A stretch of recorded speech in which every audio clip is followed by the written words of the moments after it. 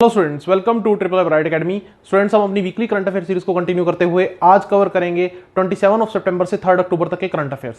सभी important points को बहुत अच्छे से कवर करने की कोशिश करेंगे। अगर आप हमसे जुड़े रहना चाहते हैं, do subscribe our channel, press the bell icon. So start करते हैं पहली न्यूज का और देखते हैं कुछ इंपॉर्टेंट पॉइंट्स। तो देखिए स्टूडेंट, हमारे पास पहली न्यूज मेडिकल सेक्टर से रिलेटेड है।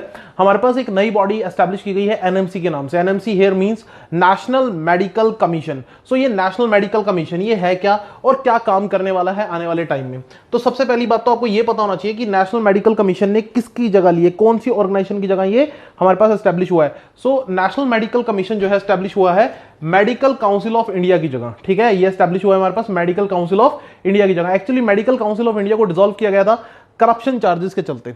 तो अब देखिए, अब जो हमारे पास नई बॉडी आई है नेशनल मेडिकल कमीशन, ये हमारे पास एस्टैब्लिश हो चुकी है। ठीक है, अब एक तो सबसे इंपॉर्टेंट क्या करेगी, जो भी हमारे पास एमबीबीएस में जो भी स्टडी का कैरिकुलम चलता है वो डिसाइड करेगी अब से एनएमसी। ठीक है, और एनएमसी हमारे पास क्या करेगी, एक बड़ा इंटरेस्टिंग काम और करेगी। जो प्राइवेट मेडिकल कॉलेज हैं और जो हमारे पास प्राइवेट मेडिकल कॉलेज के अलावा जो हमारे पास डीन यूनिवर्सिटीज हैं, तो वहां पर 50% सीट्स की जो फीस है, यानी कि वहां पर आधी जो सीट्स हैं मेडिकल की सीट्स हैं, उनकी जो फीस है वो एनएमसी डिसाइड करेगी। बड़ा इंटरेस्टिंग पॉइंट। इससे क्या होगा कि एक आम इंसान के लिए भी एक मेडिकल एजुकेशन लेना पॉसिबल हो पाएगा। इसके अलावा इसने एक और बात कही है कि आने वाले टाइम में एक नया एग्जाम भारत में होगा जिसको हम नेक्स्ट के नाम से जानेंगे। और ये नेक्स्ट क्या होगा, तो ये नेक्स्ट हमारे पास क्या है, नेशनल एग्जिट एग्जाम।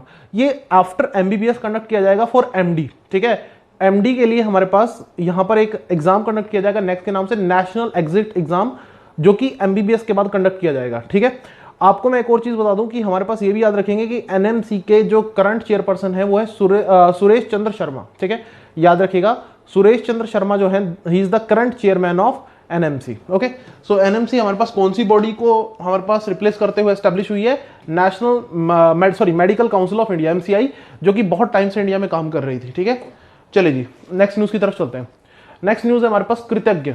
कृतज्ञ यानी कि कृषि तकनीक ज्ञान हैकाथलॉन। देखिए हमारे पास ICAR, Indian Council of Agriculture Research, एक बहुत ही महत्वपूर्ण संस्था, तो उसने क्या किया है, अनाउंस हैकाथलॉन, एक चैलेंज अनाउंस किया है कृतज्ञ नाम से। सो कृतज्ञ हेयर मींस कृषि तकनीक ज्ञान। ठीक है, और इसको हमारे पास एग्जीक्यूट किया जाएगा under the NAHEP. So what is NAHP? That is National Agriculture Higher Education Project. So there is a project on going on कि हमारे पास एग्रीकल्चर में सुधार कैसे लाया जाए। तो इसके लिए एग्रीकल्चर यूनिवर्सिटीज तो काम कर ही रही हैं, साथ में हमारे पास ये सब कुछ भी अलग से एस्टेब्लिश किया जा रहा है। अब ये जो हैकाथलॉन है वो किस लिए है कि वुमेन फ्रेंडली इक्विपमेंट्स जो है उनको कहीं ना कहीं डेवलप किया जाए, और उसमें जो भी लोग पार्टिसिपेट करेंगे, अच्छी परफॉर्मेंस करेंगे, उन्हें कैश अवार्ड दिया जाएगा। थोड़ा सा मैं आपको एक चीज यहां पर बता दूं कि एक तो आपने याद रखनी है NAHEP की full form, that is national higher education project, sorry ये याद रखेंगे, नेशनल हायर एजुकेशन प्रोजेक्ट। और दूसरा आईसीएआर के बारे में याद रखेंगे। आईसीएआर 1929 में बना एक इंस्टीट्यूट है जिसके डायरेक्टर हैं, 1929 से हमारे पास काम कर रहा है ब्रिटिश टाइम से, और इसके डायरेक्टर हैं त्रिलोचन महापात्रा। ठीक है, नाम याद रखेंगे, त्रिलोचन महापात्रा। ठीक है, इसके करंट डायरेक्टर हैं। चलिए आपसे मैं एक सिंपल सा क्वेश्चन पूछ लेता हूं, जो कि मैंने पहले अपने प्रीवियस लेक्चर्स में आपको बताया भी है कि who is the current president of ICAR. जल्दी से कमेंट सेक्शन में मुझे आप कमेंट करके बता दीजिए, who is the current president of ICAR. Trilochan Mohapatra तो डायरेक्टर हैं, मैं प्रेसिडेंट का नाम पूछ रहा हूं, आईसीएआर के प्रेसिडेंट का नाम बता दीजिए।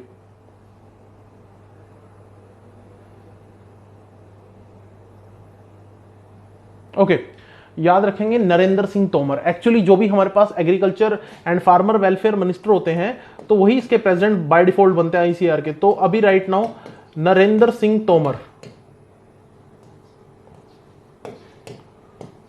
ठीक है, याद रखेंगे Narendra Singh Tomar is the current president of, okay, Narendra Singh Tomar current president of ICAR. Okay, agriculture minister भी हैं और आईसीएआर के प्रेसिडेंट भी। चलिए नेक्स्ट न्यूज की तरफ चलते हैं। Next news, India's first RRTS train. So what is RRTS train? That is Regional Rapid Transit System. Actually ये हमारे पास एक ट्रेन रूट, नया ट्रेन रूट एस्टेब्लिश किया जाएगा दिल्ली गाजियाबाद मेरठ। ठीक है, 82 किलोमीटर लॉन्ग एक नया ट्रेन रूट एस्टेब्लिश किया जाएगा, जहां पर हमारे पास एक स्पेशल काइंड ऑफ ट्रेन जो है वो रन करेगी। ठीक है, और 2022 में ट्रायल जो है वो कहीं ना कहीं शुरू हो जाएंगे। देखिए यहां पर आप ये याद रखिएगा, यहां पर एक बॉडी का नाम लिया जा रहा है NCRTC. What is NCRTC? NCRTC है क्या? फुल फॉर्म याद रखेंगे, national capital region transport corporation. Full form याद रखेंगे, national capital region transport corporation, ठीक है। और इसमें हमारे पास ये कि जो एंटिटी है, इसका काम है हमारे पास जो दिल्ली एनसीआर रीजन है उसकी डेवलपमेंट करना ट्रांसपोर्टेशन को लेकर। एनसीआरटीसी एक ऐसी बॉडी है जो दिल्ली और एनसीआर रीजन में ट्रांसपोर्टेशन को लेकर हमारे पास काम करती है। इसमें जो शेयर होल्डिंग है वो भी मैं आपको बता देता हूं। इसमें जो 50% शेयर होल्डिंग है वो तो सेंट्रल गवर्नमेंट की है। बाकी की जो शेयर होल्डिंग्स है वो है हमारे पास दिल्ली की। दिल्ली एक यूनियन टेरिटरी है। फिर हमारे पास हरियाणा, फिर यूपी उत्तर प्रदेश है, एंड फोर्थ वन राजस्थान। तो इन जो स्टेट्स की हमारे पास यहां पर परसेंटेज शेयर होल्डिंग है दैट इज 12.50%, ठीक है। एनसीआरटीसी में हमारे पास सेंट्रल गवर्नमेंट की, यूनियन गवर्नमेंट की कितनी शेयर होल्डिंग है? 50%। और ये मिलकर, ये 5 एंटिटीज मिलकर क्या करती हैं? एनसीआरटीसी को एस्टेब्लिश कर किया है इन्होंने, और अभी ट्रांसपोर्टेशन मैकेनिज्म को और इंप्रूव करने की कोशिश कर रहे हैं दिल्ली एनसीआर में। और ये जो ट्रेन है, ये जो आरआरटीएस ट्रेन है, इसके लिए मैन्युफैक्चरिंग कौन करेगा? Bombardier transportation India private limited. वैसे बॉम्बार्डियर जो है, आपको बता दूं कि वर्ल्ड की सबसे बड़ी लोकोमोटिव और ट्रेन बोगीज बनाने वाली कंपनीज में से एक है, जो कि जर्मन कंपनी है। लेकिन इसकी इंडिया में एक डिवीजन है, ठीक है, वो मेक इन इंडिया के तहत इंडिया के लिए ये ट्रेन्स को मैन्युफैक्चर करेगी, ठीक है। सो गुजरात के अंदर ये मैन्युफैक्चरिंग होगी, आपको ये भी पता होना चाहिए, ठीक है। सो अल्टीमेटली यहां पर एक हाई स्पीड कॉरिडोर के ऊपर बात चल रही है। रीजनल रैपिड ट्रांसपोर्ट सिस्टम, जैसे ट्रांजिट सिस्टम, जैसे हमारे पास दिल्ली मेट्रो ने एक गेम चेंजर का रोल प्ले किया था, तो आने वाले टाइम में ये भी एक गेम चेंजर का रोल हो सकता है, प्ले करे। और हमारे पास सिर्फ मेरठ ही नहीं, दिल्ली के आसपास के ज्यादातर एरियाज को आने वाले टाइम में इस तरह से ही कनेक्ट किया जाए। लेकिन आपने याद रखना है कि इंडिया का पहला आरआरटीएस जो ट्रेन का जो नेटवर्क है वो कहां से कहां तक होगा? That is from Delhi to Meerut, ठीक है, दिल्ली टू मेरठ। और इसको एस्टैब्लिश करने के लिए जो नोडल एजेंसी काम करेगी that is NCRTC, okay. So NCR region आपको पता होगा ना, हमारे पास अगर हम बात करें, एनसीआर का नाम आपने सुना होगा, नेशनल कैपिटल रीजन। तो नेशनल कैपिटल रीजन की कहीं ना कहीं बात हो रही है। चलो एक क्वेश्चन भी मैं पूछ लेता हूं। नेशनल कैपिटल रीजन में, एनसीआर में, नेशनल कैपिटल रीजन में how many districts covered from these 3 states? आप जल्दी से मुझे बता दीजिए कि हमारे पास जो 3 स्टेट्स हैं, हरियाणा, यूपी और राजस्थान, इनकी कितने डिस्ट्रिक्ट्स को कवर किया जाता है? How many districts covered in NCR from 3 states, that is Haryana, UP and Rajasthan?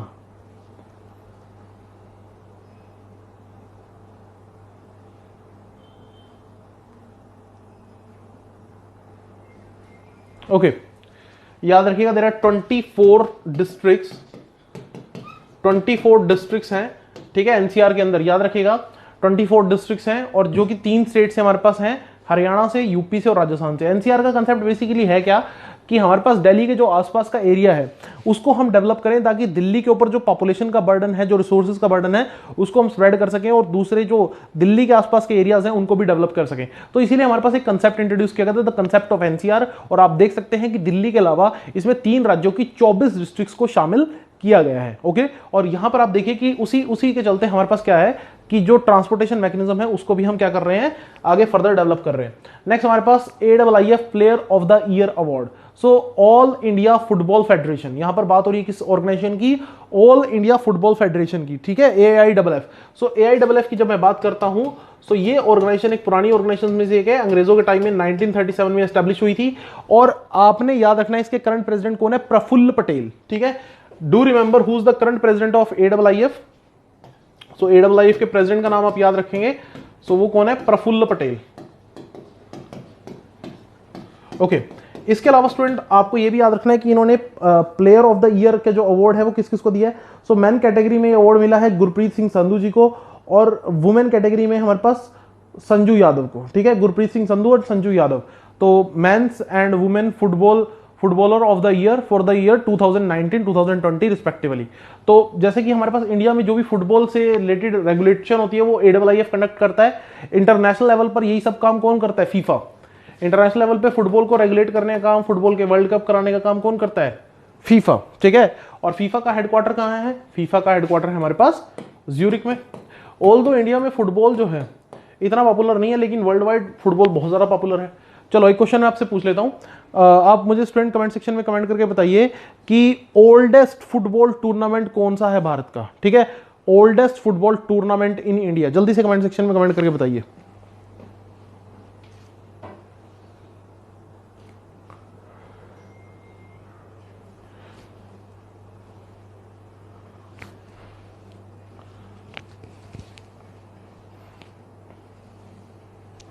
Okay, याद रखिएगा स्टूडेंट, कई बार पेपर में इसको लेकर क्वेश्चन आता है।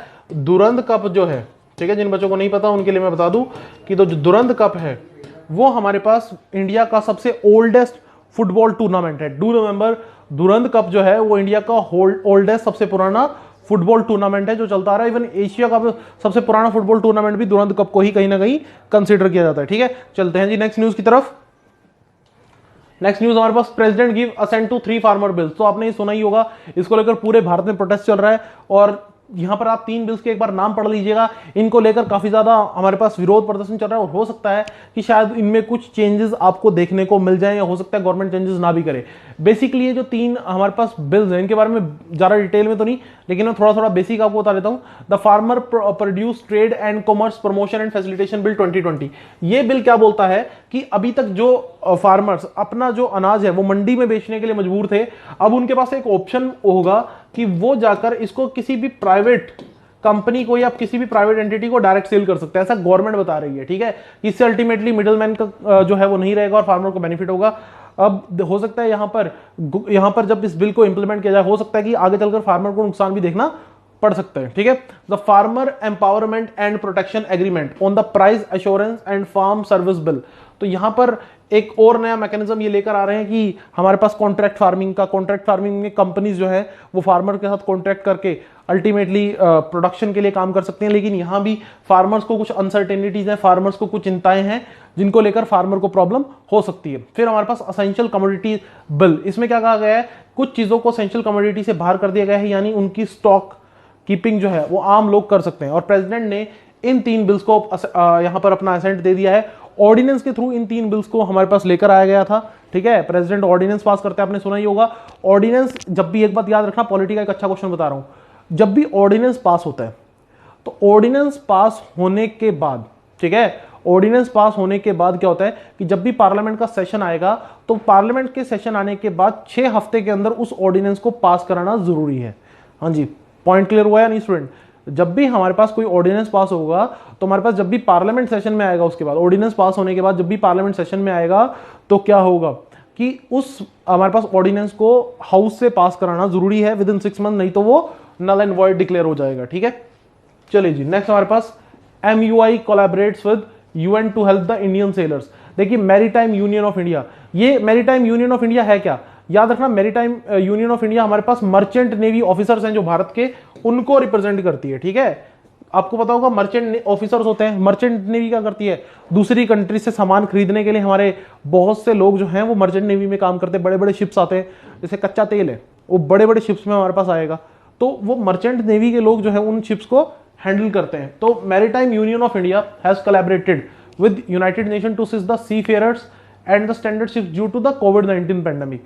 तो हमारे जो मर्चेंट ऑफिसर्स हैं वो हेल्प करेंगे, हमारे पास यूएन के साथ कोऑपरेट करेंगे, जो भी हमारे पास कोविड-19 की वजह से, पैंडेमिक की वजह से जो शिप्स हैं उनके बीच में जो भी प्रॉब्लम आई है, अल्टीमेटली यहाँ पर हेल्प करने की बात की जा रही है। एक चीज, छोटी चीज मैं आपको और बता दूं स्टूडेंट, हमारे पास मैरीटाइम को लेकर, हमारे पास समुद्री चीजों को लेकर एक ऑर्गेनाइजेशन बहुत इंपॉर्टेंट है जो काम करती है, दैट इज IMO।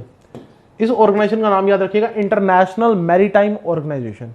ये वो संस्था है जो यूएन की एक हमारे पास एक चाइल्ड एजेंसी है और इसका काम क्या रहता है कि मैरीटाइम को लेकर जितनी भी इश्यूज है उन सबको कहीं ना कहीं रिजॉल्व कराना। 1948 में एस्टैब्लिश हुई थी।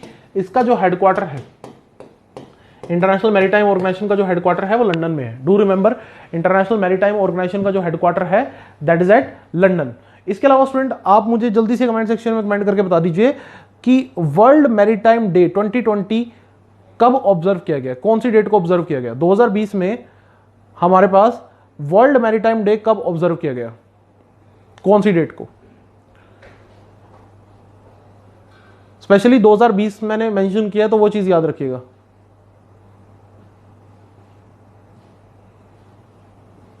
ओके, याद रखिएगा स्टूडेंट, हमारे पास इंटरनेशनल वर्ल्ड मैरीटाइम डे 2020 में, वर्ल्ड मैरीटाइम डे 2020 में हमारे पास ऑब्जर्व किया गया 24 सितंबर को। ठीक है, यहां पर डेट फिक्स नहीं होती। ठीक है, डेट फिक्स नहीं होती, इसको कैलकुलेट किया जाता है हर बार। तो 2020 में जो हमारे पास वर्ल्ड मैरीटाइम डे है वो ऑब्जर्व किया गया था कब? That is on 24 September. 24 September, do remember the particular date. Okay, next news की तरफ चलते हैं। नेक्स्ट न्यूज है वर्ल्ड टूरिज्म डे। तो वर्ल्ड टूरिज्म डे हर साल 27 सितंबर को ऑब्जर्व किया जाता है, 27 सितंबर को। ताकि हमारे पास इंपॉर्टेंस समझाई जा सके टूरिज्म की। और आपको पता होगा कोविड की वजह से टूरिज्म सेक्टर जो है वो एडवर्सली इफेक्ट हुआ है बहुत ज्यादा, और कितने ही लोग जो टूरिज्म सेक्टर से जुड़े हुए हैं उनको प्रॉब्लम फेस करनी पड़ रही है। So United nation world tourism Organization UNWTO, ये वो एजेंसी है जो वर्ल्ड में टूरिज्म को फैसिलिटेट करती है, बढ़ावा देती है, जिसका हेडक्वार्टर, UNWTO का हेडक्वार्टर कहां है? Where is the headquarter of UNWTO? That is at Madrid, Spain. Do remember? Madrid, Spain में हमारे पास हेडक्वार्टर है UNWTO का। ठीक है, एक छोटा सा पॉइंट और सब लोग याद रखना कि हमारे पास जो UNWTO है वो WTO से डिफरेंट है। अगर सिर्फ WTO लिखा हो तो that means world trade organization, तो पेपर में कभी कंफ्यूज मत हो जाना। अगर WTO लिखा है तो that means world trade organization, और अगर UNWTO लिखा है तो united nation world tourism organization. तो दोनों एजेंसीज अलग है। पहले तो ये एक इंपॉर्टेंट चीज है जो आपने याद रखनी। थीम क्या रही यहां पर? Tourism and rural development. ठीक है, थीम जो रही वो आप याद रखेंगे, टूरिज्म एंड रूरल डेवलपमेंट। ठीक है, एक बात और, गवर्नमेंट ने भी टूरिज्म डे के ऊपर उपलक्ष्य में एक हमारे पास प्रोग्राम लॉन्च किया साथी के नाम से। एक ऐप है basically, so that is system for assessment awareness and training for hospitality industry. तो हॉस्पिटैलिटी इंडस्ट्री की हेल्प करने के लिए पेपर में आपसे क्वेश्चन पूछा जा सकता है, गवर्नमेंट ऑफ इंडिया ने कौन सी ऐप लॉन्च की है? साथी। साथी की फुल फॉर्म याद रखेंगे, system for assessment awareness and training for hospitality industry. So do remember the full form, that is important for your exam. Okay, so UNWTO के बारे में याद रखेंगे, और यहां पर साथी की जो फुल फॉर्म है वो आप याद रखेंगे। एक छोटा सा पॉइंट यहां पर स्टूडेंट, और टूरिज्म को बूस्ट अप करने के लिए गवर्नमेंट ने कई सारे प्रोग्राम चलाए हुए हैं, उनके बारे में भी एक बार आप नजर जरूर डाल लीजिएगा। नेक्स्ट हमारे पास 6 major projects launch in Uttarakhand. ठीक है, तो अभी स्टूडेंट आप देखिएगा कि उत्तराखंड के अंदर हमारे पास प्रधानमंत्री मोदी के द्वारा कई इंपॉर्टेंट प्रोजेक्ट्स लॉन्च किए गए हैं under the Namami Gange mission. तो पहले तो नमामि गंगे मिशन क्या है ये थोड़ा सा मैं आपको समझाना चाहूंगा। एक्चुअली आपको बताना चाहिए नमामि गंगे मिशन जो है वो 2014 में शुरू हुआ था, और इसके लिए 3000 करोड़ का फंड एलोकेट किया गया था। सो एक छोटा मोटा फंड नहीं है हमारे पास, एक भारी भरकम अमाउंट इसके लिए अलॉट की गई है, ₹3000 करोड़। अल्टीमेट ऑब्जेक्टिव क्या है? गंगा की साफ सफाई, जो कभी हो नहीं पाई। ठीक है, 70 साल से हम बात कर रहे हैं गंगा को साफ करेंगे, गंगा को साफ करेंगे, लेकिन कंटिन्यूसली एक्चुअल में तो ये बात है कि पॉल्यूशन बढ़ता जा रहा है। हजारों करोड़ रुपए खर्च करने के बाद भी रिजल्ट जो है आज की डेट में जीरो है, जीरो रिजल्ट। ठीक है, ऑल दो एनजीटी हमारे पास नेशनल ग्रीन ट्रिब्यूनल, इसने हमारे पास 2017 में ये कहा था कि हमारे पास बैन किया था नो वेस्ट डिस्पोजल। ठीक है, ban on waste disposal in Ganga. ठीक है, कि कोई भी डिस्पोजल जो है उसको आप हमारे पास गंगा में हमारे पास डिस्पोज ऑफ नहीं करेंगे। ठीक है, सो इतना सब कुछ करने के बाद भी, बैन ऑन वेस्ट डिस्पोजल, बहुत कुछ होने के बाद भी गंगा की सफाई जो है वो नहीं हो पाई। एक बात और, गंगा हमारी नेशनल रिवर है और इसके लिए एक ऑर्गेनाइजेशन भी काम करती है, NRGBA। ठीक है, फुल फॉर्म याद रखेंगे, NRGBA फुल फॉर्म याद रखेंगे, that is National River Ganga, National River Ganga Basin Authority, National River Ganga Basin Authority. So ये वो अथॉरिटी है, वो बॉडी है जो गंगा की सफाई के लिए एक बना हुआ एक ऑर्गेनाइजेशन है, मतलब कि प्रॉपर सिंक्रोनाइज सिस्टम है इसका, और ये डायरेक्टली प्राइम मिनिस्टर को हमारे पास रिपोर्ट करती है। लेकिन फिर भी इतना सब कुछ होने के बाद भी गंगा जो है वो हमारे पास अभी तक साफ नहीं हो पाई। और गंगा में आपको पता ही होगा, मैंने एक पॉइंट कई बार आपको बताया है, मिलता है national aquatic animal of India, that is Gangetic dolphin. Bharat का नेशनल एक्वेटिक एनिमल कौन सा है? Gangetic dolphin. सो वो आपको गंगा में देखने को मिलेगा। सो ये भी एक इंपॉर्टेंट पॉइंट है, कई बार पूछ लिया जाता है कि एक्वेटिक नेशनल एक्वेटिक एनिमल बताइए भारत का, दैट इज गंगैटिक डॉल्फिन। चलिए आपसे मैं क्वेश्चन पूछ लेता हूं, गंगा भारत की लाइफलाइन कही जाती है। ठीक है, इसकी टोटल लंबाई कितनी है, टोटल लेंथ कितनी है गंगा रिवर की? जल्दी से कमेंट सेक्शन में कमेंट करके बताइए, total length of Ganga river.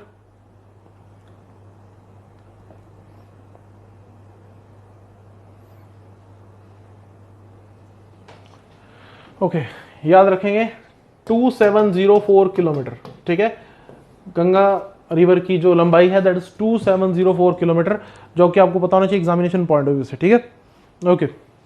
Next हमारे पास domestic systematically important insurers for 2020-2021। देखिए हमारे पास इंश्योरेंस सेक्टर को रेगुलेट करने के लिए एक बॉडी भारत में काम करती है। इंश्योरेंस सेक्टर को कौन कंट्रोल करता है? IRDAI। ठीक है, पहली बात तो आपने याद रखना, जैसे बैंकिंग सेक्टर को RBI कंट्रोल करता है, इंश्योरेंस सेक्टर को कौन कंट्रोल करता है? IRDAI। तो IRDAI क्या करता है, हर साल हमारे पास कुछ इंश्योरर्स को एक स्पेशल कैटेगरी में रखता है, डोमेस्टिकली सिस्टमेटिकली इंपॉर्टेंट इंश्योरर्स, कि ये भारत के इंश्योरेंस सेक्टर के लिए इंपॉर्टेंट है। सो इस बार 3 एंटिटीज को यहां पर रखा गया है जिनके ऊपर सीधा सीधा क्वेश्चन पूछा जा सकता है। एक तो हमारे पास जिसका बनना तय ही है LIC, जो भारत की सबसे बड़ी लाइफ इंश्योरेंस कंपनी है। फिर general insurance corporation of India, ठीक है, जो जनरल इंश्योरेंस का काम करती है। फिर हमारे पास the New India Assurance Corporation Limited, New India Assurance भी इसको बोल देते हैं। सो ये हमारे पास 3 ऐसी एंटिटीज हैं जिनको DSII की कैटेगरी में रखा गया है 2020-21 के लिए। सीधा सीधा क्वेश्चन मेरे लिए बन जाता है। जब मैं बात करता हूं इरडाई की, तो बेसिक क्वेश्चंस आपको जो हैं वो पता होने चाहिए। IRDAI establish under IRDA act, ठीक है, IRDAI establish under IRDA act, ठीक है, ओके। और याद रखिएगा इसका जो हेडक्वार्टर है वो हैदराबाद में, हेडक्वार्टर इसका हैदराबाद में है। और इसके चेयरमैन कौन है, who is the current chairman of IRDAI, Subhash Chandra Khuntia, ठीक है, सुभाष चंद्र खुंटिया जो है वो करंट चेयरमैन है इरडाई के, ठीक है, ये भी आपको बताना चाहिए। और LIC के बारे में बेसिक इंफॉर्मेशन आपको रहनी चाहिए, क्योंकि LIC भारत की सबसे बड़ी लाइफ इंश्योरेंस कंपनी है और गवर्नमेंट ने अभी डिसीजन लिया है, कैसा न्यूज में सुनने में आ रहा है, कंफर्मेशन ऑल्दो नहीं है, कि गवर्नमेंट इसके 25% हिस्सेदारी बेचने जा रही है, ठीक है। सो LIC कोई छोटी मोटी फर्म नहीं है, बहुत बड़ी एंटिटी है हमारे पास। और इसके चेयरमैन कौन है, MR कुमार, इसके चेयरमैन का नाम भी याद रखना, MR कुमार। और अभी पूरी पॉसिबिलिटी है कि गवर्नमेंट इसके 25% शेयर बेच देगी, ठीक है। आपसे मैं क्वेश्चन पूछ लेता हूं, LIC जो है, LIC को लेकर क्वेश्चन पूछ रहा हूं, सिंपल सा question, LIC establish by which act of parliament, जल्दी से कमेंट सेक्शन में कमेंट करके बताइए, LIC establish under which act of parliament.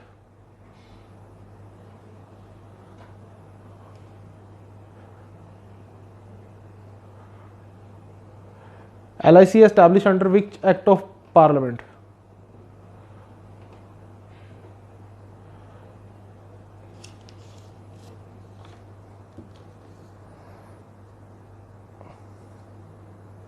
Okay, simple सा क्वेश्चन था, याद रखेंगे। हमारे पास आंसर है इसका LIC एक्ट ऑफ 1956, ठीक है, याद रखना, बिल्कुल सिंपल सा क्वेश्चन था हमारे पास। और LIC एक्ट ऑफ 1956 का आंसर है LIC एस्टैब्लिश हुआ था, ठीक है। मतलब कि बेसिकली क्या था, हमारे पास भारत में बहुत सारी छोटी छोटी इंश्योरेंस कंपनीज थी, उनको एक एक्ट के थ्रू हमने कंप्राइज किया और एक सिंगल बड़े इंश्योरर में उसको कन्वर्ट कर दिया। सो ये एक छोटा सा पॉइंट है जो आपने याद रखना है, ठीक है, related to LIC। Okay, next हमारे पास पाटा ग्रैंड अवार्ड 2020, तो Kerala tourism human by nature print campaign.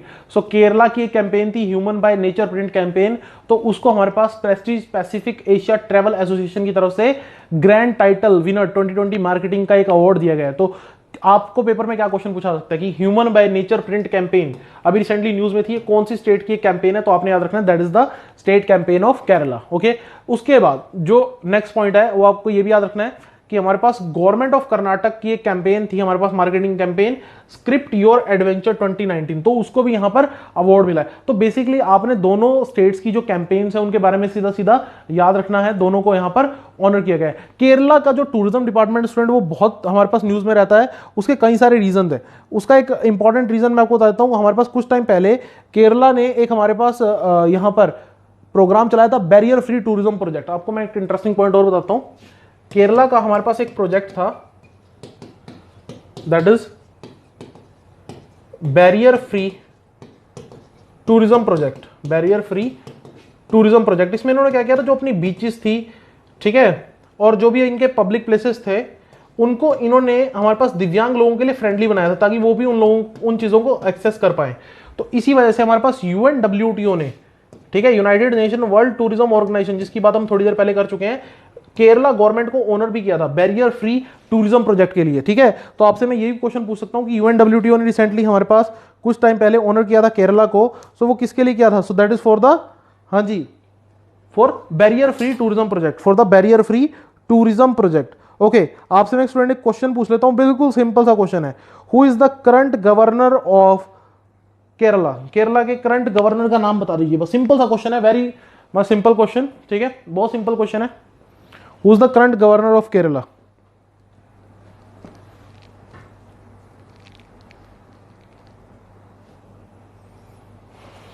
Okay, याद रखेंगे केरला के करंट गवर्नर हैं आरिफ मोहम्मद खान, ठीक है, आरिफ मोहम्मद खान, ठीक है, he is the current governor of Kerala, ठीक है, और सीएम है P Vijayan. Do remember the name of the chief minister of Kerala, P Vijayan. Okay, next news की तरफ चलते हैं। नेक्स्ट हमारे पास Vedantu ropes in Aamir Khan as brand ambassador. So एक ऑनलाइन लाइव ट्यूटोरिंग कंपनी है हमारे पास वेदांतु, जो बहुत तेजी से ग्रो कर रही है।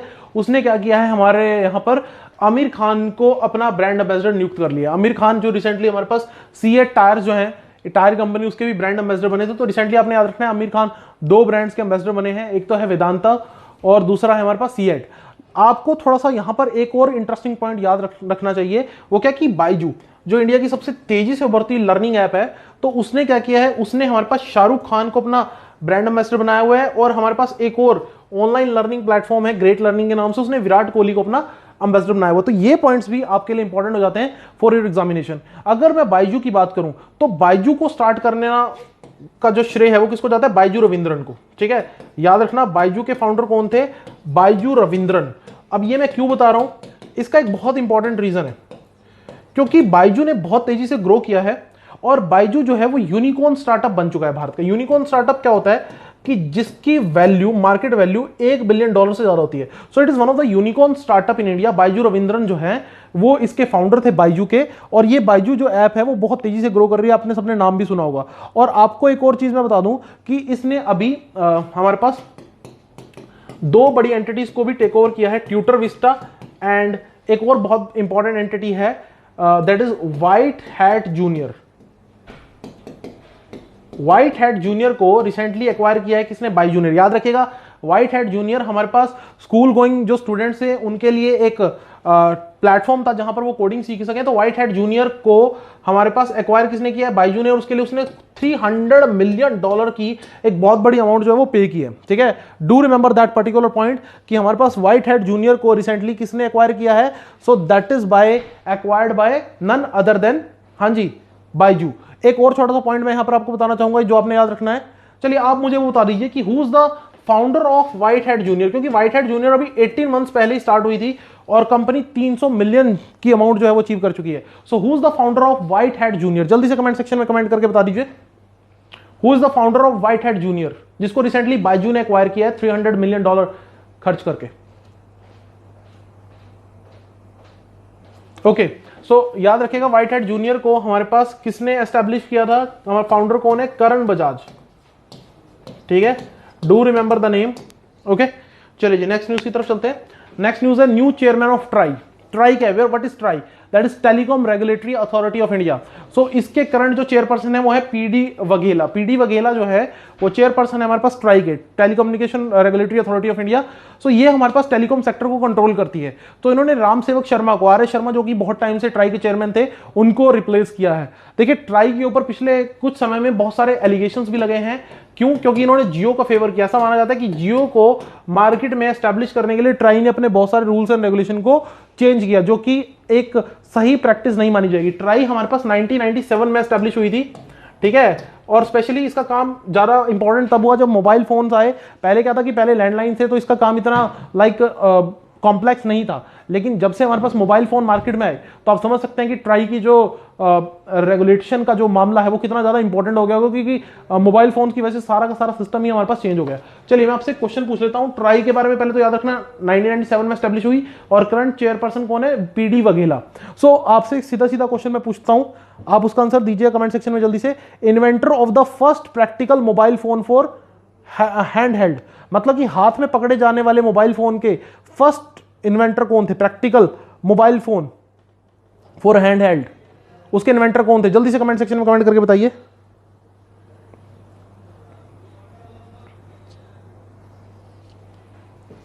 ओके, सिंपल सा क्वेश्चन था, आंसर है हमारे पास मार्टिन कूपर, ठीक है। मार्टिन कूपर वो पर्सन थे स्टूडेंट जिन्होंने हमारे पास सबसे पहले ऐसा मोबाइल फोन बनाया जिसको आप हाथ में पकड़ सके और कैरी कर सके आसानी से। ओके, नेक्स्ट हमारे पास सईदा अनवर तैमूर, ठीक है, असम की पहली और only Muslim women chief minister, only हमारे पास फर्स्ट मुस्लिम चीफ मिनिस्टर थी भारत की किसी भी स्टेट की, and only chief minister of, only women chief minister of Assam. इनकी अभी डेथ हो गई है, कांग्रेस पार्टी से थी, इंडियन नेशनल कांग्रेस से। सो दो इंपॉर्टेंट पॉइंट, असम की इकलौती फीमेल चीफ मिनिस्टर और फिर हमारे पास first Muslim women CM in India.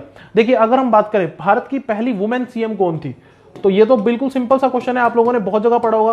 First women CM सुचिता कृपलानी, ठीक है। सुचिता कृपलानी जो थे वो हमारे पास भारत के फर्स्ट फीमेल चीफ मिनिस्टर थे of the state Uttar Pradesh, ठीक है। उसके बाद हमारे पास कई सारे फीमेल चीफ मिनिस्टर बने, और अगर हम बात करें ये हमारे पास 1963 में हमारे पास यूपी के सीएम बने थे सुचिता कृपलानी। ओके, आपसे मैं क्वेश्चन पूछ लेता हूं स्टूडेंट, आप सीधा सीधा एक सिंपल से क्वेश्चन का आंसर दे दीजिएगा। Longest serving female chief minister in India, name the longest serving female chief minister in India. सबसे लंबा कार्यकाल किस वुमेन चीफ मिनिस्टर का रहा है?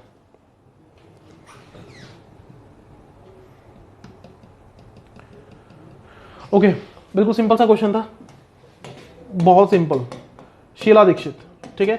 शीला दीक्षित जी हमारे पास दिल्ली की सीएम रही 15 साल तक, और सबसे लंबा जो कार्यकाल है किसी भी वुमेन चीफ मिनिस्टर का वो शीला दीक्षित का है। हाँ, अगर आपसे सीधा सीधा क्वेश्चन पूछ लिया कि सबसे लॉन्गेस्ट चीफ मिनिस्टर मेल और फीमेल वो मैटर नहीं करता, सबसे लॉन्गेस्ट सर्विंग सीएम कौन रहे हैं भारत के अंदर, सो लॉन्गेस्ट सर्विंग सीएम भारत में कौन रहे हैं? पवन कुमार चेमलिंग, याद रखना, पवन कुमार चेमलिंग, ठीक है।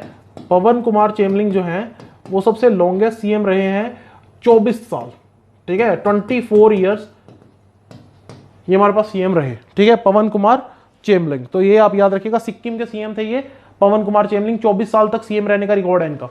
फिर हमारे पास नेक्स्ट न्यूज आ जाती है, international day of awareness of food loss and waste. देखिए समझिए स्टूडेंट, पहली बार हमने एक डे ऑब्जर्व किया जिसमें लोगों को अवेयर करना था हमने किसके बारे में? Awareness of food loss and food waste. हर साल आपको शायद सुनकर थोड़ी हैरानी हो कि जो 1/3 फूड प्रोड्यूस होता है, ठीक है, वो गोज अनईटन, मतलब कि जो 1/3 फूड हर साल प्रोड्यूस होता है उसमें से मतलब कि जो फूड टोटल प्रोड्यूस होता है उसमें से 1/3 वो खाया ही नहीं जाता, ठीक है। और जो हमारे पास फूड डेली वेस्ट होता है, ठीक है, उसकी अमाउंट मतलब कि जो ओवरऑल ईयर में वेस्ट होता है, डेली वेस्ट होता है, उसकी अमाउंट बनती है 900 मिलियन US$, ठीक है। इतने अमाउंट का फूड जो है वो हर साल वेस्ट हो जाता है अगर हम डेली जो फूड वेस्टेज होती है उसको कैलकुलेट करें तो, ठीक है। और ये सब हमारे पास इंफॉर्मेशन किसने दी है? वर्ल्ड रिसोर्स इंस्टीट्यूट ने, ठीक है। याद रखिएगा हमारे पास एक बहुत इंपॉर्टेंट ऑर्गेनाइजेशन है वर्ल्ड रिसोर्स इंस्टीट्यूट, जिसका हेडक्वार्टर स्टूडेंट याद रखिएगा वॉशिंगटन डीसी में है। इसका हेडक्वार्टर वॉशिंगटन डीसी यूएसए में है।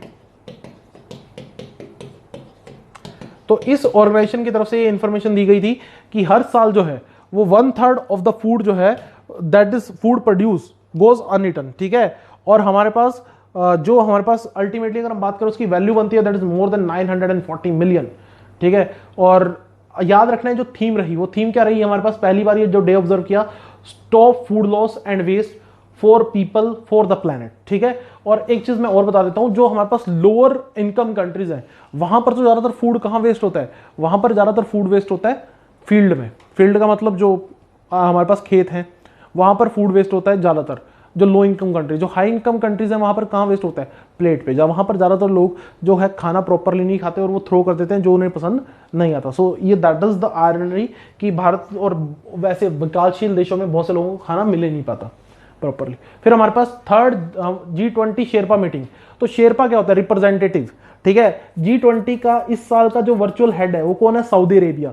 सऊदी अरेबिया के पास प्रेसिडेंसी है, तो कोविड-19 को लेकर यहां पर पेंडेमिक को डिस्कशन को लेकर शेरपास की मीटिंग हुई थी। तो याद रखना G20 में इंडिया के शेरपा कौन है? एक क्वेश्चन मेरे पास ये आ जाता है, G20 में इंडिया के शेरपा कौन है? सुरेश प्रभु, ठीक है। सुरेश प्रभु जो मेंबर ऑफ पार्लियामेंट है राज्यसभा से, ठीक है। तो he is the India sherpa to the G7 and G20। 2020 के लिए G20 की थीम क्या है? G20 की जो थीम है वो भी आप याद रखेंगे। G20 के प्रेसिडेंसी के बारे में बता दिया, प्रेसिडेंसी किसके पास है? सऊदी अरेबिया के पास। G20 की थीम क्या है इस साल की 2020 की? Realising opportunity for the 21st century for all. Paper में पूछा जा सकता है, realising opportunity for the 21st century for all. आप जल्दी से स्टूडेंट बहुत ही सिंपल क्वेश्चन का आंसर मुझे दे दीजिए कि 2019 में G20 की मीटिंग कहां होनी है? 2019 में G20 की जो मीटिंग है वो कहां पर होनी है?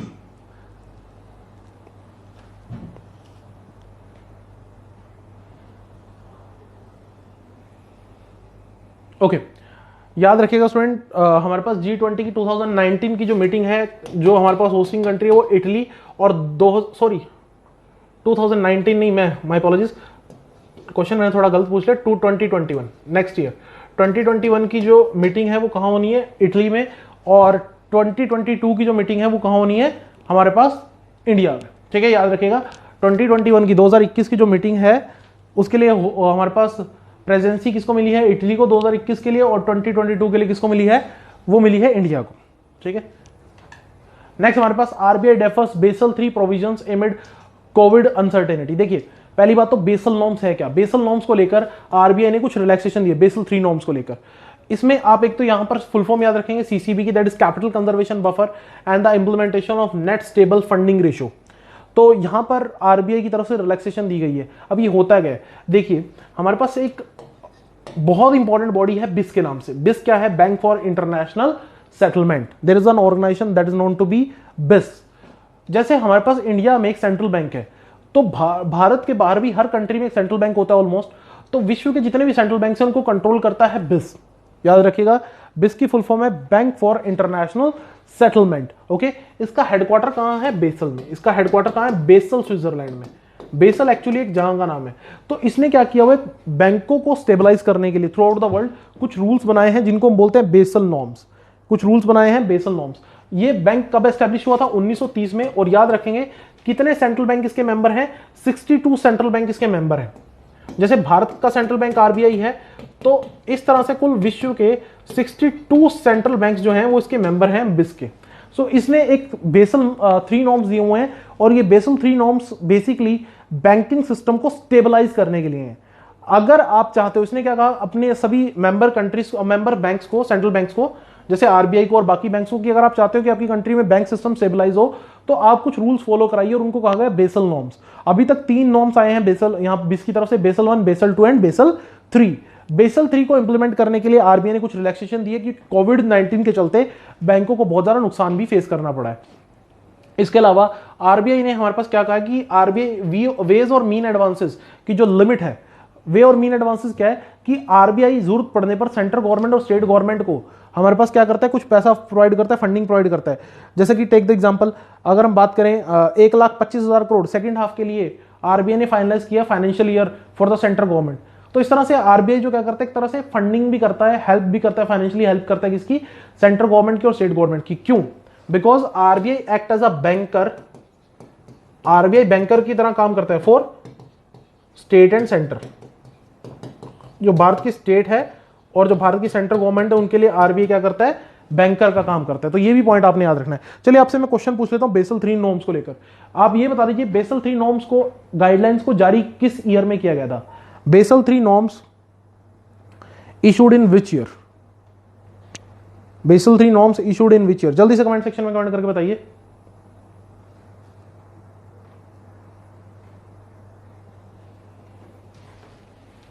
ओके, बेसल 3 नॉर्म्स या guidelines issue in the year 2009 after the 2008 financial crisis.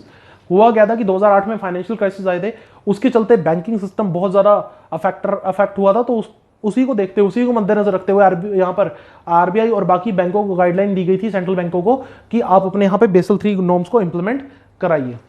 Next हमारे पास new president of FTII society. So what is FTII, that is Film and Television Institute of India.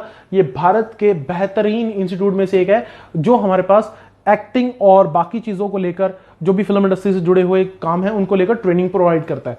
तो शेखर कपूर को नया प्रेसिडेंट अपॉइंट किया गया है film and Television Institute of India का। याद रखिएगा एफटीटीआई हमारे पास कहां है, पुणे में। ठीक है, एफटीटीआई पहले तो है कहां पे, 1960 में एस्टैब्लिश हुआ था, और कहां पर हमारे पास एस्टैब्लिश किया गया था इसको, पुणे में। और इसके जो करंट डायरेक्टर हैं, ये तो प्रेसिडेंट तो शेखर कपूर है, अगर प्रेसिडेंट की बात करूं तो प्रेसिडेंट है भूपेंद्र कैंथोला। ठीक है, भूपेंद्र कैंथोला इसके करंट डायरेक्टर हैं film and Television Institute of India. एक इंटरेस्टिंग बात और याद रखेंगे कि सेंट्रल गवर्नमेंट ने रिसेंटली अनाउंस किया है कि एक नया एफटीटीआई यानी film and Television Institute of India establish किया जाएगा अरुणाचल प्रदेश में, ताकि नॉर्थ ईस्ट में भी हम टैलेंट को कैटर कर सकें। ठीक है, तो आपने याद रखना है अभी के लिए हमारे पास इंपॉर्टेंट पॉइंट कि नए प्रेसिडेंट कौन अपॉइंट हुए एफटीटीआई के, शेखर कपूर। और film and Television Institute of India कहां पर है, दैट इज इन, हाँ जी कहां पर है ये, that is in Pune. Okay, चलिए जी नेक्स्ट न्यूज की तरफ चलते हैं। ओके, नेक्स्ट न्यूज बड़ी इंटरेस्टिंग है। India successfully test fire BrahMos missile. तो ब्रह्मोस मिसाइल तो आप कहेंगे ये पहले भी थी हमारे पास, लेकिन यहां पर खास बात क्या है, strike range of over 400 kilometre. इसकी जो रेंज है, रेंज का मतलब क्या होता है, जहां तक जाकर वो दुश्मन को टारगेट कर सकती है। तो 400 किलोमीटर की रेंज वाली ब्रह्मोस मिसाइल जो है वो हमने टेस्ट फायर की है। कुछ चीजें ब्रह्मोस मिसाइल के बारे में, ठीक है। ब्रह्मोस मिसाइल की जब भी मैं बात करता हूं, so it's a joint venture of India and Russia. ये जो मिसाइल है वो इंडिया और रशिया ने मिलकर बनाई है। पहली बात तो आप ये याद रखेंगे। सुपरसोनिक क्रूज मिसाइल है। सुपरसोनिक का मतलब क्या होता है, जब मैं कुछ बोल रहा हूं, ठीक है, स्पीड ऑफ साउंड आपको सुनने में कुछ टाइम लग रहा है, सो ये उससे भी ज्यादा फास्ट है, सुपरसोनिक है। तो ब्रह्मोस का जो नाम है वो दो रिवर से आया है, ठीक है। Brahmaputra river of India, Bharat की एक रिवर है ब्रह्मपुत्र, सुना होगा आप लोगों ने नाम, बहुत ही फेमस रिवर। और रशिया की एक रिवर है मोस्कवा, रशिया की एक रिवर है मोस्कवा। तो यहां पर दो रिवर से नाम आया है ब्रह्मोस मिसाइल का। अभी पहले क्या था कि इसकी जो रेंज हुआ करती थी वो 290 किलोमीटर थी अभी तक। अब आप कहोगे कि रेंज इतनी कम क्यों थी, क्योंकि देखो एक आपको इंपॉर्टेंट क्लोज बताने जा रहा हूं मैं। रेंज इसकी पहले 290 किलोमीटर हुआ करती थी, अब उसको बढ़ाकर 400 किलोमीटर कर दिया। देखिए हमारे पास क्या था कि 1987 में एक ग्रुप की फॉर्मेशन होती है, ध्यान सुनिएगा मेरी बात। उस ग्रुप का नाम था एमटीसीआर। एमटीसीआर को किसने एस्टेब्लिश किया था, G7 कंट्रीज ने। एमटीसीआर की फुल फॉर्म क्या है, याद रखिएगा, मिसाइल टेक्नोलॉजी कंट्रोल रिजीम। याद रखिएगा full form, missile technology control regime. ये मिसाइल की टेक्नोलॉजी को कंट्रोल करने के लिए एक मैकेनिज्म है कि जनरली ऐसा है कि कोई भी कंट्री जो हमारे पास एमटीसीआर की मेंबर नहीं है, उसको जो एमटीसीआर की मेंबर कंट्री है वो हाई लेवल की टेक्नोलॉजी प्रोवाइड नहीं करेगी। मतलब कि member country non member country के साथ 300 किलोमीटर से ज्यादा की मिसाइल पर काम नहीं कर सकती। अब प्रॉब्लम क्या थी कि रशिया एमटीसीआर का मेंबर था, इंडिया एमटीसीआर का मेंबर नहीं था, अब है। राइट नाउ इंडिया एमटीसीआर का मेंबर है, लेकिन जब हमने ब्रह्मोस मिसाइल पे काम करना शुरू किया तो उस समय इंडिया एमटीसीआर का मेंबर नहीं था। ओके, तो रशिया और इंडिया ने जब मिलकर काम किया तो 300 किलोमीटर की रिस्ट्रिक्शन थी। एमटीसीआर की गाइडलाइन थी कि 300 किलोमीटर से ज्यादा की मिसाइल आप डेवलप नहीं कर सकते किसी नॉन एमटीसीआर कंट्री के साथ, या उसको बेच भी नहीं सकते। तो अल्टीमेटली जो रेंज रखी गई वो 290 किलोमीटर रखी गई। अब क्या है कि इंडिया एमटीसीआर का मेंबर बन चुका है। जी हां, इंडिया एमटीसीआर की फुल फॉर्म फिर से बता देता हूं, मिसाइल टेक्नोलॉजी कंट्रोल रिजीम। तो इसका मेंबर बन चुका है। तो इसी वजह से अब ब्रह्मोस मिसाइल के बारे में आपने याद रखना है कि इसकी जो रेंज है वो है मोर देन 400 किलोमीटर। दो रिवर से इसका नाम आया है और इंडिया और रशिया ने मिलकर इस मिसाइल को बनाया है। चलिए आप मुझे कमेंट सेक्शन में स्टूडेंट ये बता दीजिए कि एमटीसीआर में इंडिया मेंबर बन चुका है। How many member countries are there in MTCR? MTCR के टोटल कितने मेंबर कंट्री हैं? एमटीसीआर के टोटल कितने मेंबर कंट्री हैं?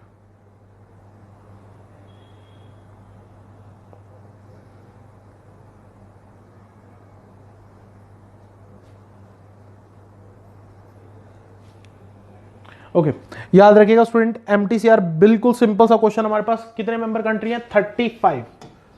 Do remember there are 35 member countries with MTCR, missile technology control regime, ठीक है। नेक्स्ट हमारे पास NITI Aayog and the Netherland signed SOI. अब ये देखो, ये ध्यान से सुनना, सबसे इंपॉर्टेंट पॉइंट को मैं अंडरलाइन करने जा रहा हूं।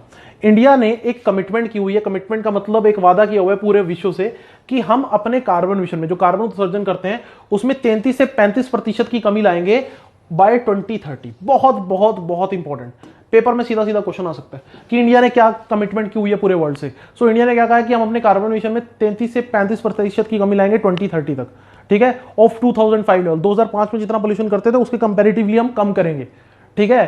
तो अब आप देखिएगा कि ये बहुत डिफिकल्ट टास्क है, क्योंकि 2005 के बाद लगातार व्हीकल जो है वो बढ़ते जा रहे हैं और हम कह रहे हैं कि 2030 में जो हम पोल्यूशन करेंगे वो 2005 से भी कम करेंगे। सो आप समझ सकते हैं कितना डिफिकल्ट टारगेट है। इसमें इंडिया की हेल्प करने के लिए हमने किससे के साथ स्टेटमेंट ऑफ इंटेंट साइन किया है? Embassy of Netherlands. नीदरलैंड जो है बेसिकली हमारी हेल्प करेगा डीकार्बनाइजेशन में, ठीक है, एनर्जी ट्रांजिशन में और बाकी चीजों में। इसमें नीति आयोग जो है वो भी इन्वॉल्व है। नीति आयोग आपको पता है national institution for transforming India, कई बार इसकी बात कर चुके हैं, जिसके चेयरपर्सन कौन होते हैं? Prime minister. और अगर हम बात करें सीईओ कौन है इसके? अमिताभ कांत, ठीक है। सीईओ कौन है नीति आयोग के? अमिताभ कांत। तो बेसिकली आपसे पेपर में क्वेश्चन क्या पूछा जा सकता है कि कौन सी कंट्री इंडिया की हेल्प करेगी डीकार्बनाइजिंग में और एनर्जी ट्रांजिशन में, ठीक है, तो वो है नीदरलैंड। जल्दी से कमेंट सेक्शन में स्टूडेंट नीदरलैंड की करेंसी बता दीजिए। सिंपल सा क्वेश्चन पूछ रहा हूं, नीदरलैंड की करेंसी जल्दी से कमेंट सेक्शन में आप कमेंट करके बता दीजिए, करेंसी ऑफ नीदरलैंड।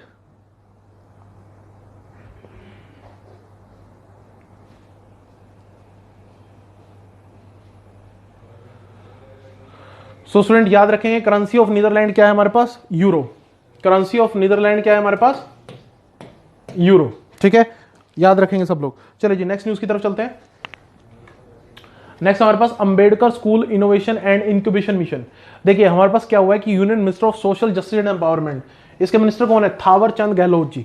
तो उन्होंने एक स्कीम यहां पर लॉन्च की है असीम के नाम से, on the name of doctor B R Ambedkar, Ambedkar social innovation and incubation mission under the venture capital fund for scheduled caste. इसमें हमारे पास क्या होगा, इनोवेशन एंटरप्रेन्योरशिप प्रमोट की जाएगी एससी स्टूडेंट्स में, कि एससी स्टूडेंट जो शेड्यूल का स्टूडेंट है वो जॉब गिवर्स बन सके, मतलब कि दूसरों को जॉब प्रोवाइड कर सके, इस लेवल पर उन्हें लेकर आना है। और इस लेवल पर, इस सब के मौके पर हमारे पास minister of state for social justice and empowerment Ratanlal Kataria भी प्रेजेंट थे।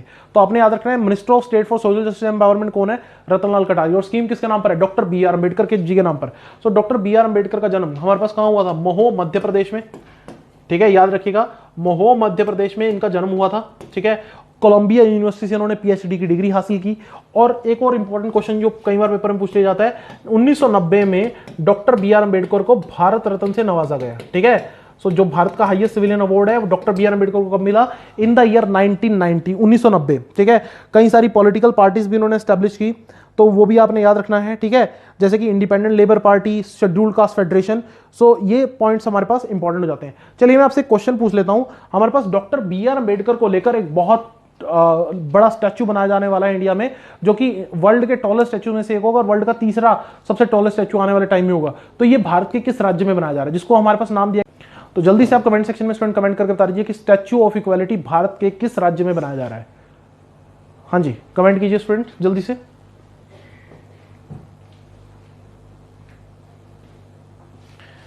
तो याद रखिएगा स्टूडेंट, हमारे पास करेक्ट आंसर है मुंबई महाराष्ट्र। तो अगर आपसे सिटी पूछ ली तो मुंबई, और स्टेट पूछ लिया तो महाराष्ट्र। स्टैच्यू ऑफ इक्वालिटी यहां पर बनाया जा रहा है। ठीक है, सो नेक्स्ट न्यूज की तरफ चलते हैं। ओके, नेक्स्ट न्यूज है हमारे पास student, United Nation General Assembly का 75वां सेशन हुआ है। United Nation General Assembly UN के प्रिंसिपल ऑर्गन्स में से एक है, जिसको वर्ल्ड पार्लियामेंट भी कहा जाता है। हर साल किसी ना किसी मेंबर कंट्री से, टोटल कितने मेंबर कंट्रीज है यूनाइटेड नेशन के, 193 member countries are there. Do remember the point, United Nation के कितने मेंबर कंट्रीज है, 193। यूनाइटेड नेशन का हेडक्वार्टर कहां है, न्यूयॉर्क। तो इसकी एक मीटिंग हुई थी और जनरल असेंबली के प्रेसिडेंट कौन है, वोल्कन बोजकर। ठीक है, नाम याद रखेंगे। और यहां पर आप एक चीज और याद रखेंगे, हमारे पास एक स्पेशल इवेंट ऑर्गेनाइज किया गया 21 सितंबर 2022 mark the 75th anniversary of United nation. United nation की 75th एनिवर्सरी ऑब्जर्व की गई। ठीक है, सो यूनाइटेड नेशन एक अपने आप में बहुत अहम एजेंसी है। और थीम आप देख लीजिए, the future we want, the UN we need, reforming our collective commitment. Although हमारे पास प्राइम मिनिस्टर नरेंद्र मोदी ने यूएन को काफी आड़े हाथों लिया कि हमें यूएन की परमानेंट के यूएन सिक्योरिटी काउंसिल में परमानेंट सीट अभी तक नहीं दी गई। तो देखने वाली बात ये होगी क्या फ्यूचर में इंडिया को परमानेंट सीट मिलती है या नहीं। अभी के लिए आप याद रखेंगे कि हमारे पास यूएन में कितने मेंबर कंट्रीज है, 193 मेंबर कंट्रीज, हेडक्वार्टर है न्यूयॉर्क। चलिए एक सिंपल सा क्वेश्चन मैं पूछ लेता हूं कि who suggested the name United nation. ये यूनाइटेड नेशन जो नाम है वो किस वर्ल्ड के लीडर ने सजेस्ट किया था, जल्दी से कमेंट सेक्शन में कमेंट करके बताइए।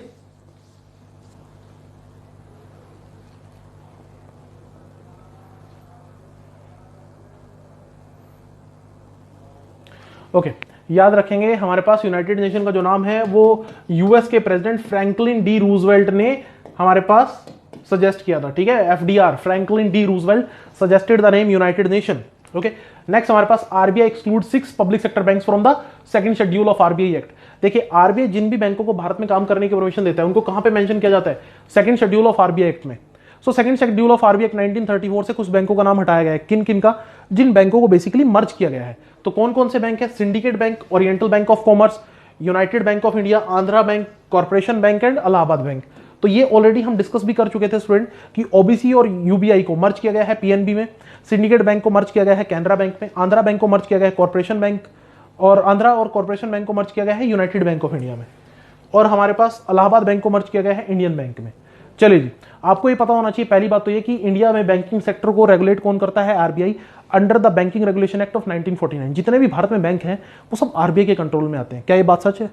जी हाँ, थोड़ा सा इसमें ट्विस्ट है। चलिए आपसे ही मैं क्वेश्चन पूछता हूं, आप मुझे उस बैंक का नाम बताइए भारत में जो काम कर रहा है जो इसको आरबीआई कंट्रोल नहीं करता। Name the bank that is not regulated by RBI. जल्दी से कमेंट सेक्शन में कमेंट करके बताइए।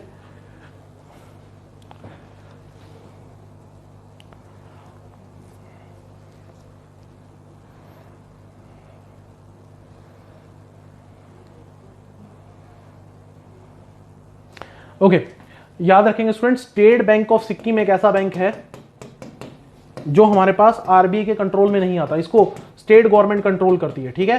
State Bank of Sikkim is not regulated by RBI. Next हमारे पास इंटरनेशनल कॉफी डे 2020 1 अक्टूबर को ऑब्जर्व किया गया, और हमारे पास international day for older person भी 1 अक्टूबर को ऑब्जर्व किया गया। इनके बारे में आप एक बार देख लीजिएगा, पेपर में अगर क्वेश्चन आया तो सीधा सीधा। कॉफी के बारे में बात करें तो एक इंटरेस्टिंग चीज जो आपने याद रखनी है कि भारत में सबसे ज्यादा कॉफी प्रोडक्शन कहां होती है, दैट इज इन कर्नाटक। भारत की लगभग 70% जो कॉफी की प्रोडक्शन है वो कर्नाटक के अंदर होती है, ठीक है। और वर्ल्ड वाइड नंबर 1 कंट्री कौन है कॉफी प्रोडक्शन में, दैट इज ब्राजील, ठीक है।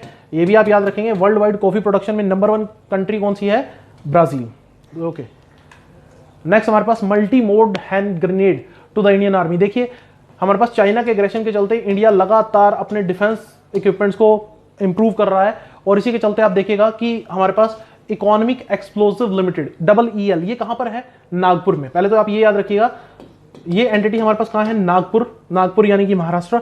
तो एक हमारे पास 10 lakh multi mode hand grenade, हम अपने जो हैंड ग्रेनेड आपने सुना ही होगा इसके बारे में कि हमारे पास एक लाइक राउंड शेप में होता है जिसको हम एक पिन निकालकर फेंक देते हैं और अल्टीमेटली ब्लास्ट देखने को मिलता है। तो हमारे पास 409 करोड़ के नए हैंड ग्रेनेड खरीदे जा रहे हैं जो वर्ल्ड वॉर 2 के बाद चेंज ही नहीं हुए थे। इनका डिजाइन किसने किया है ये भी आप याद रखिएगा, टर्मिनल बैलिस्टिक रिसर्च लैबोरेटरीज, जो कि कहां है, चंडीगढ़ में, ठीक है। Terminal ballistic research laboratories Chandigarh में है। तो ये भी आप याद रखिएगा, TBRL नाम की जो ऑर्गेनाइजेशन है दैट इज इन चंडीगढ़, जिसने डिजाइन किया है इन नए हैंड ग्रेनेड्स का, और इनकी मैन्युफैक्चरिंग कौन करेगा, economic explosive limited EEL that is in Nagpur. Okay, चलिए जी नेक्स्ट न्यूज की तरफ चलते हैं। नेक्स्ट हमारे पास एस्टैब्लिशमेंट ऑफ एस्कॉन फेज 4 नेटवर्क। अब ये क्या है स्टूडेंट, देखिए जब भी हमारी जो डिफेंस फोर्सेस हैं आपस में कम्युनिकेट करें, बातचीत करें, तो वो लाइन सिक्योर होनी चाहिए, उनके बारे में किसी और को पता ना चल सके। तो इसीलिए एस्टैब्लिशमेंट की जा रही है army static switch communication network की, ठीक है। एस्कॉन फेज 4 की नेटवर्क वर्थ ₹7,796 करोड़, ठीक है अप्रोक्सीमेटली। और ये क्या कवर करेगा, नेटवर्क कवरेज बढ़ाएगा, सिक्योर कम्युनिकेशन, जिसको पाकिस्तान और चाइना ना समझ पाए उसको लेकर सिक्योर कम्युनिकेशन जो along the line of control है उसको इंप्रूव करने के लिए काम करेगा। बेसिकली होता क्या है कि हम चाहेंगे जब भी हमारी आर्मी, नेवी, एयरफोर्स आपस में कम्युनिकेट करे तो उसके बारे में कोई और समझ ना पाए, तो इसके लिए इस सिस्टम का यूज कहीं ना कहीं किया जाता है। जैसे कि हमने यूएसए के साथ एक एग्रीमेंट किया था अपनी कम्युनिकेशन को स्ट्रेंथन करने के लिए, कोमकासा के नाम से।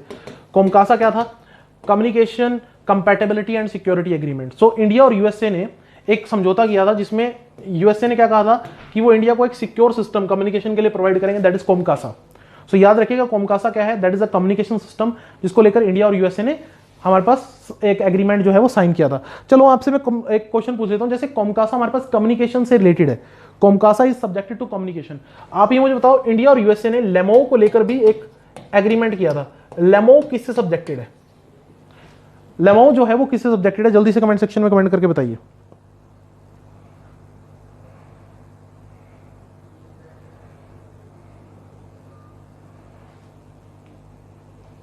इंडिया और यूएसए ने कोमकासा और लेमाओ दोनों पे साइन किए हुए हैं। लेमाओ एक समझौता है दैट इज लॉजिस्टिक मूवमेंट, ठीक है। लॉजिस्टिक मतलब कि जो सामान इधर उधर होता है, जो हमारे पास आर्मी डिफेंस इक्विपमेंट एक जगह से दूसरी जगह मूव करती है उसको लेकर है। याद रखेंगे इसकी full form logistic exchange memorandum of agreement, ठीक है।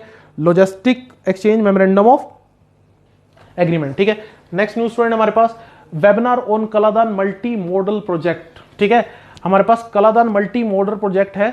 अब ये कलादान मल्टी मॉडल प्रोजेक्ट क्या है, इंडिया और म्यांमार एक प्रोजेक्ट पे काम कर रहे हैं जिसका नाम है कलादान प्रोजेक्ट।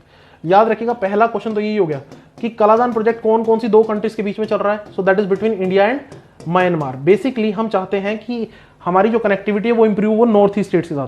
तो आप ये देख सकते हैं कि हमारे पास इंडिया का एक पोर्ट है और यहां पर एक म्यांमार का पोर्ट है। कौन सा पोर्ट, म्यांमार का सितवे पोर्ट। याद रखिएगा म्यांमार का एक पोर्ट इंडिया डेवलप करेगा, सितवे पोर्ट, ताकि अल्टीमेटली इंडिया की कनेक्टिविटी उसकी नॉर्थ ईस्ट के साथ स्टेट के साथ इंप्रूव हो सके। ये भारत की नॉर्थ ईस्ट स्टेट्स हैं, इनके साथ कनेक्टिविटी जो है वो इंप्रूव हो सके।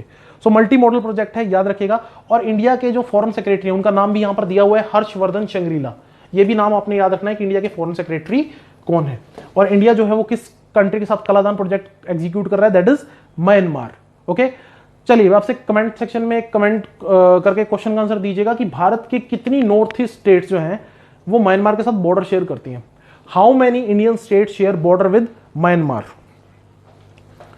How many Indian state share border with Myanmar?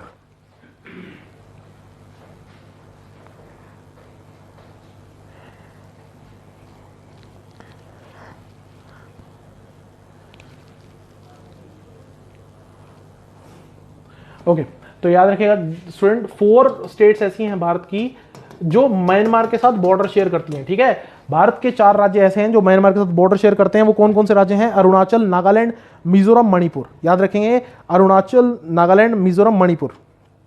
Okay, next हमारे पास किसान credit card loan scheme for Tamil Nadu fisherman. पहली बार फिशरमैन को किसान क्रेडिट कार्ड के थ्रू, केसीसी के थ्रू लोन दिया जा रहा है। अब ये केसीसी स्कीम आपने याद रखें 1998 में इंट्रोड्यूस की गई थी ताकि फार्मर को हेल्प की जा सके बेसिकली। तो देखो समझने की कोशिश करना, केसीसी हमारे पास किसकी रिकमेंडेशन, इसके ऊपर क्वेश्चन बहुत आता है, यूपीएससी में फिर से क्वेश्चन पूछा गया है। सो आरवी गुप्ता कमेटी की रिकमेंडेशन पर किसान क्रेडिट कार्ड को लॉन्च किया गया था 1998 में। यहां पर किसान को लोन दिया जाता था, लेकिन अभी हमारे पास 2019 में गवर्नमेंट ने एक डिसीजन दिया कि हम एनिमल हस्बेंड्री और फिशरमैन को भी लोन देंगे। तो पहली बार भारत में किसान क्रेडिट कार्ड के थ्रू लोन दिया जा रहा है फिशरमैन को। कहां पर? तमिलनाडु में। याद रखिएगा, इंडियन बैंक, ठीक है, भारत का जो एक इंपॉर्टेंट बैंक है Indian bank, public sector bank, जिसमें अभी इलाहाबाद बैंक की मर्जिंग हुई है, तो उसने केसीसी के थ्रू लोन देना शुरू किया। कहां के फिशरमैन को? तमिलनाडु के फिशरमैन को। ठीक है, और अप टू ₹2 लाख, ये भी याद रखना। एक इंटरेस्टिंग पॉइंट और बता देता हूं, केसीसी के थ्रू जो भी किसान क्रेडिट कार्ड फार्मर यूज करते हैं उसके थ्रू ₹50,000 का इंश्योरेंस मिलता है, एक्सीडेंट इंश्योरेंस ऑफ ₹50,000। मतलब कि अगर किसी भी फार्मर की एक्सीडेंट में डेथ हो जाती है और वो किसान क्रेडिट कार्ड यूज कर रहा है तो कितने रुपए का उसे एक्सीडेंटल इंश्योरेंस मिलता है? That is of ₹50,000। ये भी आप याद रखेंगे। नेक्स्ट हमारे पास बायल and virgin hyperloop signed MOU. तो याद रखना, देखो that is Bengaluru international airport limited, Kempegowda airport, और हमारे पास एक कैंपेगौड़ा एयरपोर्ट और जो हमारे पास उसके नियर बाय एरियाज उसको कनेक्ट करने के लिए हाइपरलूप का यूज किया जाएगा, हाइपरलूप कॉरिडोर। ये क्या है भाई हाइपरलूप कॉरिडोर? आने वाले टाइम में स्टूडेंट ये मान के चलिएगा हाइपरलूप वर्ल्ड का सबसे fastest way of communication transportation system होगा, जिसमें जो स्पीड होती है around 1000 kilometre per hour, 1000 kilometre प्रति घंटे की स्पीड इसमें होती है। अभी तक ऑल्दो कहीं भी हाइपरलूप नहीं बन पाया, और अगर ये हाइपरलूप का सिस्टम सक्सेसफुल होता है तो हमारे पास ये विश्व का पहला हाइपरलूप बन जाएगा। एक बात याद रखिएगा, पेपर में क्वेश्चन पूछा सकता है कि हाइपरलूप किसका ब्रेन चाइल्ड है? तो याद रखना, हाइपरलूप किसका ब्रेन चाइल्ड है? ब्रेन चाइल्ड का मतलब किसकी दिमाग की उपज है? Elon Musk. ठीक है, that is the idea of Elon Musk. चलिए जी, Sanjay Singh selected for Gandhi award of MGNF। So Mahatma Gandhi National Foundation ने इस साल के लिए संजय सिंह, जो कि MP हैं, आम आदमी पार्टी के एक MP हैं, राज्यसभा के MP हैं, तो उनको सिलेक्ट किया है फॉर 2020 गांधी अवार्ड। तो सीधा सीधा क्वेश्चन पूछा सकता है कि 2020 का गांधी अवार्ड किसको मिला? तो वो मिला संजय सिंह को। ओके, सो आपको यहां पर याद रखना है इन्होंने क्या किया था, काम किया था कि जो महात्मा गांधी की इमेज थी बियर बॉटल्स पे, उनको हटाने के लिए इन्होंने एक कैंपेन चलाई थी और अल्टीमेटली उसमें सक्सेसफुल रहे थे। तो एक इंपॉर्टेंट पॉइंट हमारे पास ये बन जाता है, संजय सिंह को अवार्ड मिला। और महात्मा गांधी एक आइकॉनिक पर्सनैलिटी है, आपको पता ही है। चलो एक क्वेश्चन में सिंपल सा पूछ लेता हूं कि who translated the book My Experiment with Truth in English? Mahatma Gandhi की जो बहुत ही फेमस बुक है, महात्मा गांधी की एक बहुत फेमस बुक है माई एक्सपेरिमेंट विद ट्रूथ, उसको इंग्लिश में किसने ट्रांसलेट किया था? क्योंकि ओरिजिनली वो गुजराती में लिखी गई थी। जल्दी से कमेंट सेक्शन में कमेंट करके बताइए।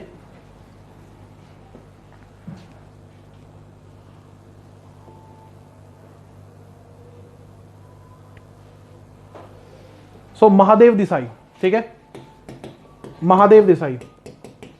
सो Mahadev Desai person who translated the book into English. So last news for the day student, ISRO to launch Venus mission, Shukrayaan 1। ISRO जो है वो वीनस मिशन लॉन्च करने जा रहा है, शुक्रयान। ठीक है, ऑलरेडी हम इसके बारे में पहले ही बात कर चुके हैं, लेकिन इसमें हेल्प करेगा CNES, ये फ्रांस की स्पेस एजेंसी। याद रखना 2025 में हम एक वीनस को लेकर मिशन लॉन्च करेंगे, शुक्रयान 1, और इसमें स्ट्रेटेजिक पार्टनर कौन रहेगा? हमारे पास फ्रांस। तो इसमें यूज किया जाएगा हमारे पास विरल क्या है? Venus infrared atmospheric gases linker, ठीक है, और LATMOS that is atmospheric milieux observation laboratory.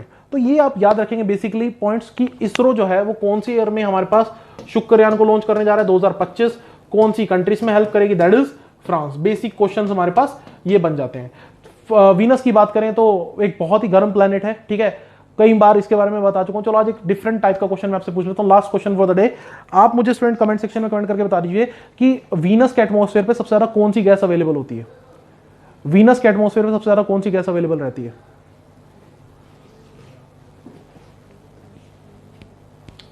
So student Venus के एटमॉस्फेयर में सबसे ज्यादा गैस जो अवेलेबल दैट इज CO2 यानी कार्बन डाइऑक्साइड। ठीक है, सो ये थे स्टूडेंट हमारे पास इंपॉर्टेंट न्यूज इस हफ्ते के। आशा करता हूं आपको सब अच्छे समझ आएगा। Thank you, have a nice day.